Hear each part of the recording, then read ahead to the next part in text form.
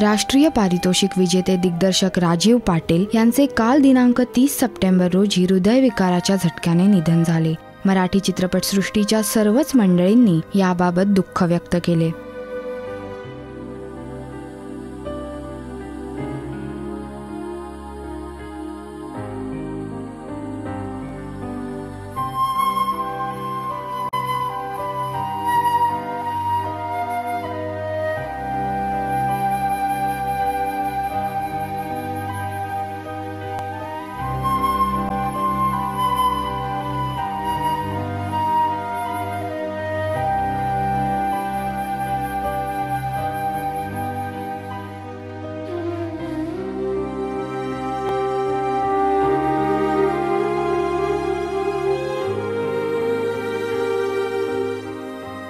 राजीव पाटील यांचा नुकताच 72 मैल हा चित्रपट येऊन गेला होता आणि आता वंशवेल हा चित्रपट 18 ऑक्टोबरला रिलीज होणार होता। शिवाय नितीन देसाईंच्या अजिंठा या चित्रपटाचा रिमेक करण्याचा त्यांचा प्लॅन होता। पुढे जाऊन मुग्धा गोडसे सोबत अनिल कपूर आणि माधुरी दीक्षितच्या बेटा या चित्रपटाचा मराठी रिमेक करण्याचाही त्यांचा विचार होता, परंतु सध्या ते आपला वंशवेल हा चित्रपट जो प्रदर्शनाच्या मार्गावर होता तो मात्र अर्धवट सोडून निघून गेलेत। मराठी चित्रपटाला अधिक व्यापक आणि सामाजिक बनवणारा एक उत्तम दिग्दर्शक आज आपल्यात नाही याची खंत नक्कीच राहील।